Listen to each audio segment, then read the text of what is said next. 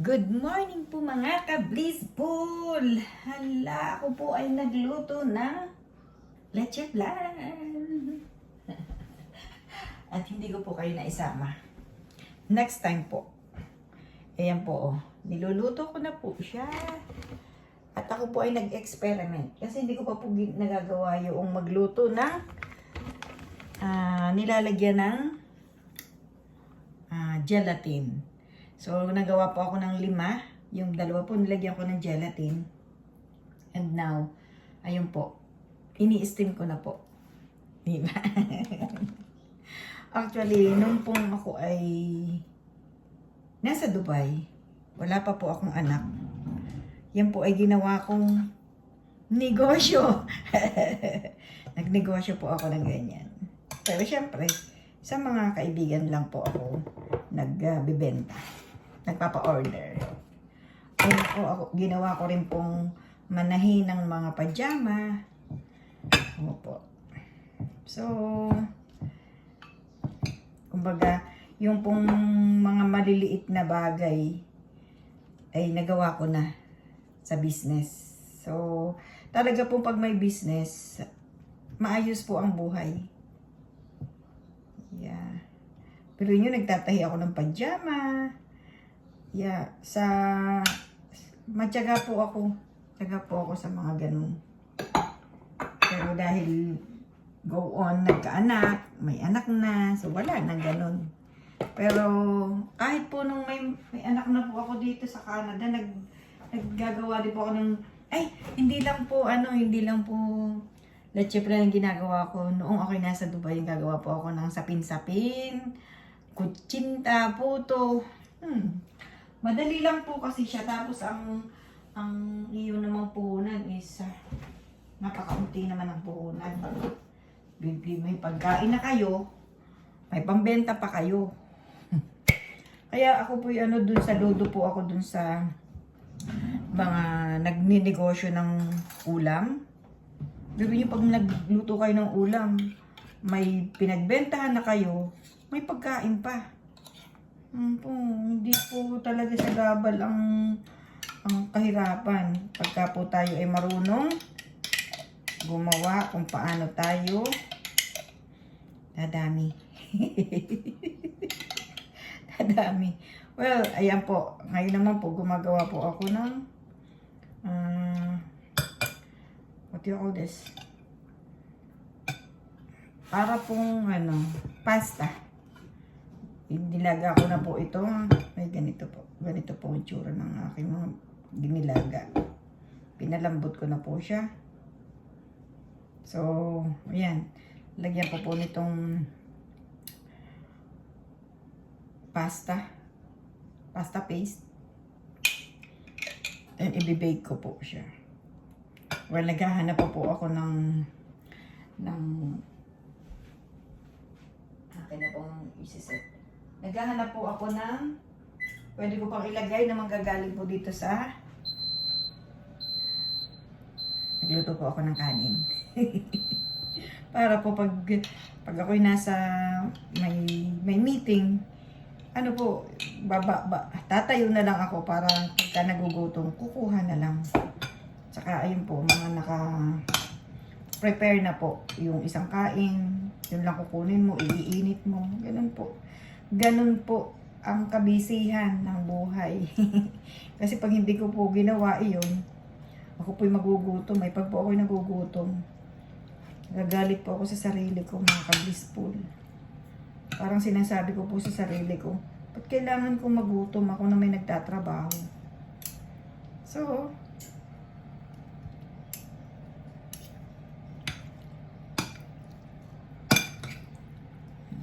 tapos lalagyan ko po siya ng where is that? Ba't nawala? Here. Ito po pala. Yung po ginadgad ko ng mga cheese.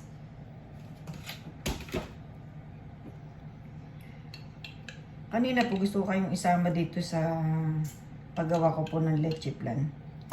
Pero, meron po akong pinapanood na cooking lesson. Ano ba pamagat niya? Sino ba siya pala? Kalimutan ko.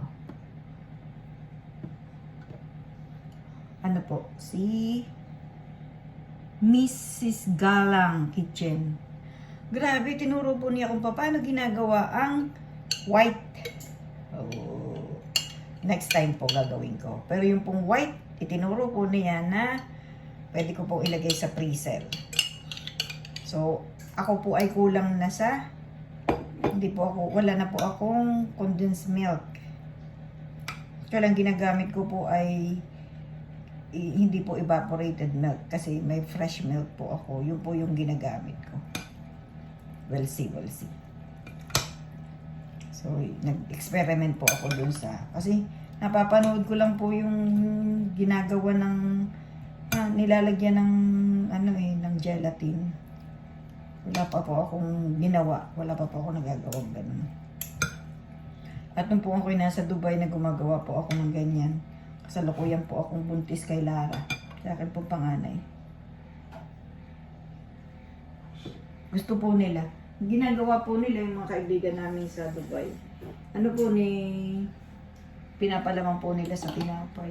Yung aking pong leche plan. Hindi ko na po alam kung nasaan yung mga kasama ko sa Dubai. Pero mayroon po akong alam yung po mga karamihan na mga kasama ko sa bahay. Yung pong mga tumira na naging mga ninang at ninang ng aking mga anak. Yung pong iba, nagkakaroon pa po kami ng communication.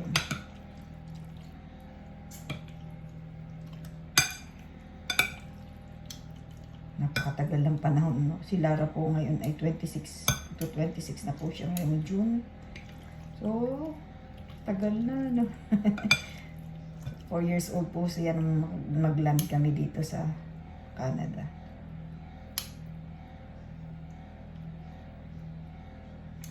Okay.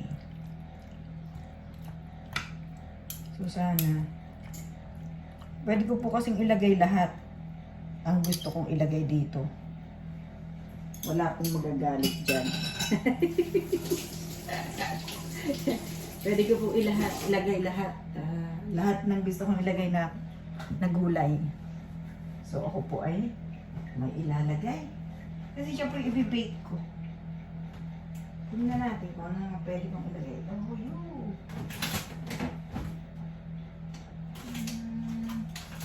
Ano yung kaya ito? Hindi. Ito. Pag nilagyan ko siya nila. Ayan na lang. Para simple. Ito na lang siguro. Tapos lalagyan ko na lang siya ng lagyan ko po ng cheese. Kasi may broccoli po ako. Pwede ko ilagay. Pero hindi ko nilalagyan. Ito na lang cheese para parang magiging siyang pasta cheese. Yummy. Bihira po ako maglagay ng asin sa akin po mga pagkain. Asin at saka asukal. Bihira po. Okay. So, pwede ko na siyang then ako po ay magbibake ng chicken. Sasabay-sabayin ko na lang po siya. Chichis. Chicken. Bibake ko rin po yung chicken. Hindi pa siya sumarap. Aba. Iiwanan ko po siya habang ako naman po ay nasa table. Ito pong chicken na to ay nilagyan ko na ng asin at saka paminta kahapon. Ito po. Akin na pong minarinade. Diyan. Diyan.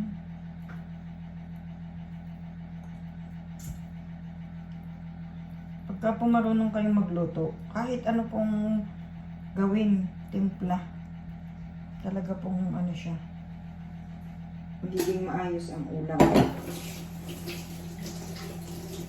And dahil ako po ay may mga hiniwa dito na mga kung ano-ano. Pwede ko palang ilagay yung aking pagkain ko po sana kahapon. Kaya lang, hindi po ganun ang nakain ko. Ayan. Ito po, salad. Hindi pala pwede. Huwag na lang. Lalagyan ko na lang po ng gravy. Lagyan ko na lang po siya ng gravy. Gravy.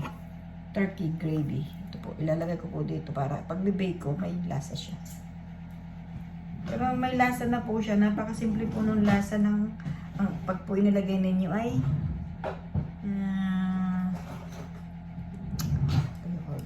asin at saka paminta. Meron po akong mga herb dito. Basil, oregano. Pwede ko po siya lagyan para magka-amoy. Masarap na amoy. Tingnan po natin.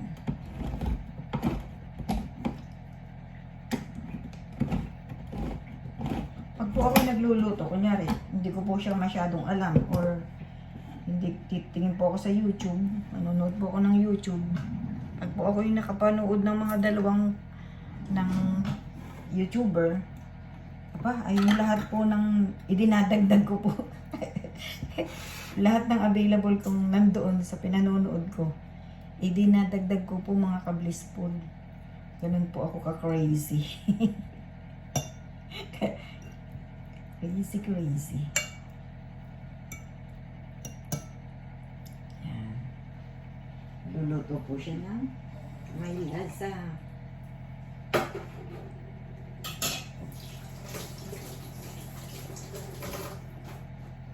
Hindi ko na ilalagay yung kamatis, baka ibang maging lasa. Hopefully. Lalagyan ko rin po ng kaunting oyster sauce. Ayan, nag-ready na po yung aking oven. Yan naman po yung sasama-sama ang kanya. So, ilalagay ko na siya sa oven. Oven po. Ito pong dalawa kong tinimpla. Okay. Then is to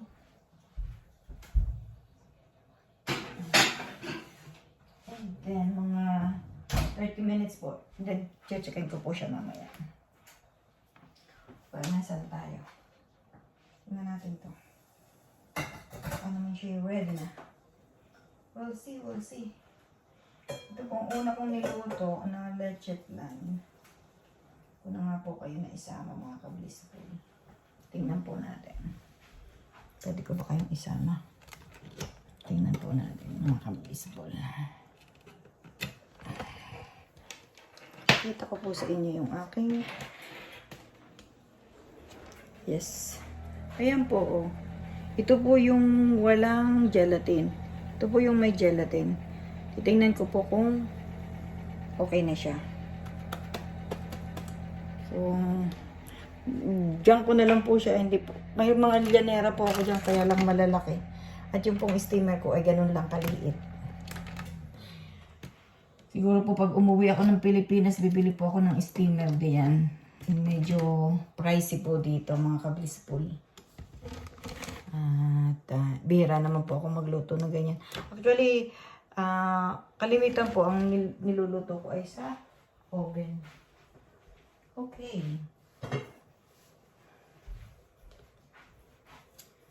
Tatang pong itetest. Pagtetest ko po ay ang toothpick. Di pa po. Ano pa po siya? May liquid pa.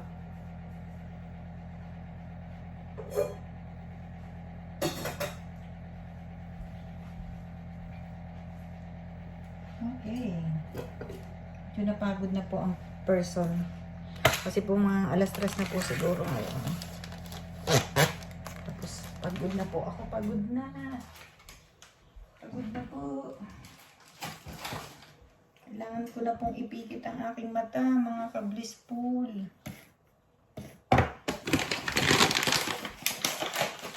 Grabe ang aking mata.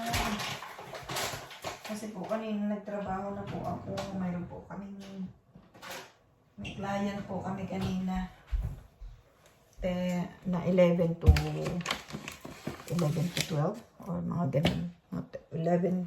11 to 11:30, mga ganun lang po. Mabilis lang po siya. So,